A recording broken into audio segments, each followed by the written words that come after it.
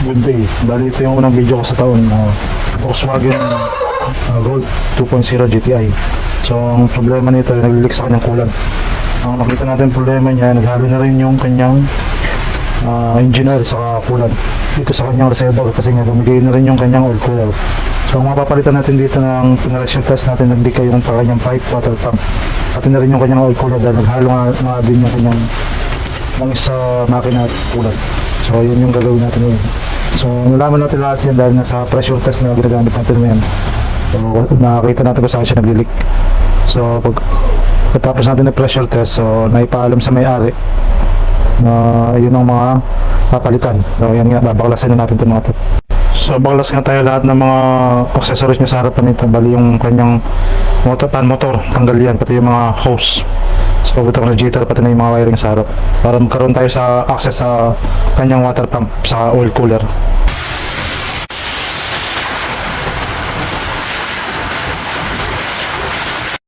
So bali ito yung kanyang water pump, meron siyang cover na plastic para makita mo yung pinaka drive belt na maliit na nag-drive sa kanya. Bali driven siya ng maliit na belting ngayon. So yan yung kanyang pinaka water pump. So kakalisin natin yung belt tapos yung kanyang mga 5 screw. So bali yung belting nito, sinisikot lang ng screw para matanggal siya. So ayan, tanggal na natin yung pinaka belt niya. Susunod na natin tatanggalin dyan yung kanyang mga screw para mabunod natin yung kanyang water pump. So tinanggal rin natin yung kanyang pinaka throttle body nga para mas maluwag yung access natin sa kanyang water pump. So ayan, bali dyan nakalagay yan, binunot na natin yung kanyang throttle body. So mas maganda yung access natin sa water pump. So ayan nga, bali natanggalan natin yung 5 screw niya. Tapos ayan, bali ilalabas na natin yung kanyang pinaka water pump. So ayan nga, nabunod na natin yung kanyang pinaka water pump, yan yun. Tapos yung susunod na tanggalin niya yung kanyang oil killer, ayun, yung nasa loob. Yung mga adapter na yun, yun yung oil cooler, yun, nagalo na yung langis sa tubig. So tatanggalin din natin yun. So ito yung kanyang water pump, bali nga nag-leak siya sa kanyang housing. So dito sa kanyang mga oil. So yun nga, papalitan na natin buo yan. Bali set na yun. Ito yung kanyang thermostat na dyan na nakapasok dito sa loob niyan. Bali isang set na yun, water pump sa kanyang thermostat. So ito naman yung susunod natin babaklasin yung kanyang pinaka oil cooler. So yun yan. Kaya makikita mo, naghalo na yung langis sa tubig. Meron yung adapter na pipe na may o-ring. So bubunutan na natin yung oil cooler. So ito yung kanyang pinaka-connector pipe papuntang water pump sa oil cooler. Bali may 2 o-ring yan. Yan nakapasok. Konektado dun sa kanyang oil cooler. Kaya nga natin nalaman na may problema yung kanyang oil cooler dahil yan nga, naghalo na yung kanyang langis sa coolant sa kanyang reservoir sa oil cooler. So kapag ganyan, karamihan na magkakaproblema yung kanyang mismong pinaka oil cooler. Kaya tatanggalin natin yung kanyang oil cooler. Ayan. Bali may 4 na screw yan bago mo mabunot yung kanyang oil cooler at meron siyang o-ring. So ayan nga, natanggal na natin yung kanyang 4 na screw. Bali yun, natanggal na natin. Bali may o-ring yan na naiwan doon sa loob. Ayan, yung kanyang pinaka o-ring. Natanggalin din natin yun. So ito nga yung kanyang pinaka o-ring yan. Bali yung buo na yan. Yung nagsisilid sa kanyang oil cooler. So ito yung kanyang o-ring sa kanyang oil cooler. So kapalit ang buo yan. So yan nga yung mga natanggal natin lahat parts. Yan yung lahat ng parts na natanggal natin bago natin makuha yung kanyang pinaka water pump sa oil cooler. So in-order natin yung pyesa, bali andyan na yan bago. So install na natin yun. So ito na nga yung mga pyesa natin, yung kanyang water pump, oil cooler. Ito na yung pipe sa yung o-ring. So hindi yung mga palatanggal niya. Volkswagen Gold GTI 2.0.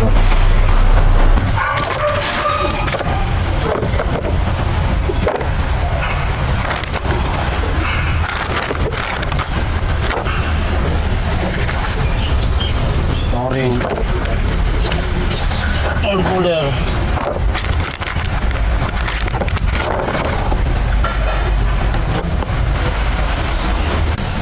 Install na nga natin yung kanyang mga bagong parts. Bali kailangan nyo ng mga Allen key na ganito kapag gumagawa kayo ng mga European cars. Ayan, lalagyan natin yung kanyang oil cooler. So bali blind spot nga itong kanyang 2 screw sa loob. Kaya ang ginagawa ko sa mga ganito, kapag hindi mo makikita yung pag-screw niya, minamakingan ko ng marking pen para alam ko kung saan nakatutok yung kanyang pinaka-screw. Dahil hindi mo makikita sa loob, kakapain mo lang. So ayan, lalagyan mo ng marking para doon tapat kung saan mo ilalagay yung kanyang pinaka-screw. Ayan. Yan yung style ko doon sa mga hindi makikita yung screw. Meron na naman siya dito. Inatan dyan yung pyesa. So karamihan ng mga screw ng mga European na ganito, hindi siya magnetic. So kailangan mong kalsuhan, lagyan ng pandikit o plastic o papel yung kanyang pinaka-screw para dumikit dito sa spanner na gagamitin mo. Ayun, bali nilagay na natin yung oil cooler, higpitan na natin. Meron siyang 4 na torque screw. So na-install na natin yung kanyang oil cooler. Susunod na naman natin itong kanyang water pump. So itong water pump niya medyo komplikado ang pagpapasok nito dahil yung kanyang pinaka-connector doon sa oil cooler papunta dito sa kanyang water pump. Yung pinaka-pipe na may dalawang o-ring.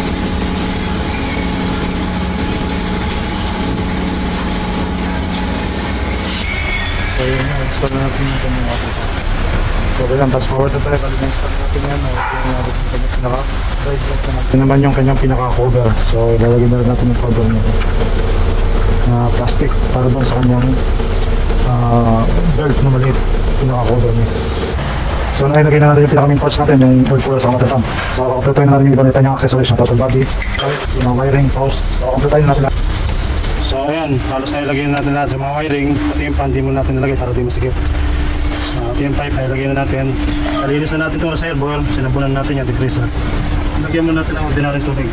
Kasi i-pressure test muna natin yun. Kung wala nang mag-leak sa mga fittings nyo. Ayan, i-pressure test muna natin.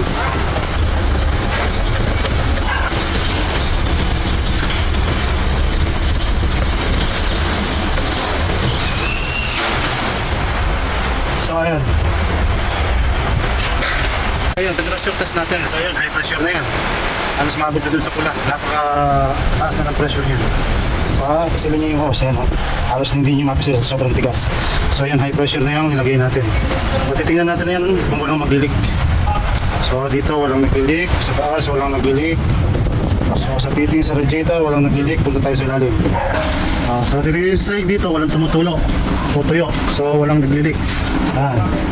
So, okay, lahat ng nilagay natin. So, proceed na tayo, complete na natin. So, din rin na natin yung tubig na ginamit natin. So, ito, pinalito natin ng kulan saka yung kanyang tubig na mineral. So, pagkatapos natin ilagay yung kanyang pinakakulang sa mineral water. Bali, pressure test natin ng ilan. So, dahil okay naman nga, wala namang problema. Bali, okay na yan. So, is na natin, lalagyan natin yung kanyang pinaka-reservoir ito. So, scan natin. Ito yung kanyang push button. So engine on lang sa tayo pero hindi naka-start yan. Engine on lang yan, tapos scan natin. So tapos na natin may scan at may clear yung mga port. So susubukan na natin i-start yung kanyang engine. Tapos engine on, press brake, start. So ayan, bali yung maandar na yan. Tingnan natin yung limit yung kanyang auxiliary fan. So karamihan naman sa mga Volkswagen, meron silang monitor ng temperature manual na yun. Hindi ko tulad ng ibang kotse na ilaw na lang. Green sa red, pag overheat red na. Ito meron siyang temperature, makikita mo talaga kung monitor yung temperature. So, yan, malapit na sa kalahati yan. Hintayin natin yung auxiliary fan na mag-automatic. So, umikot na yung kanyang auxiliary fan. Yan. So, nag-automatic na siya. So, okay na ito. Ilalagay na natin yung ibang accessories niya.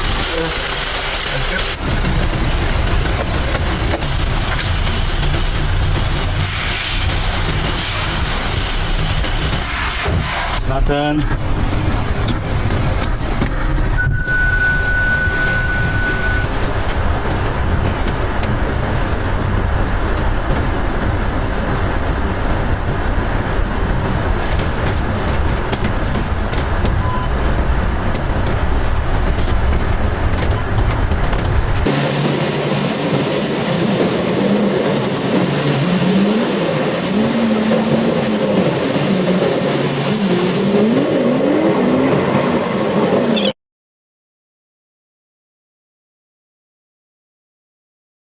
So ayan, tapos yung tinakbo natin na wala na rin yung mga warning ng ABS sa aking EPS.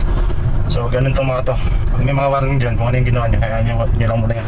So minsan pag tinakbo mo yan, wala na yan. Electronics niya, sensor. So okay na to. Linisin natin yun, itatawag sa customer.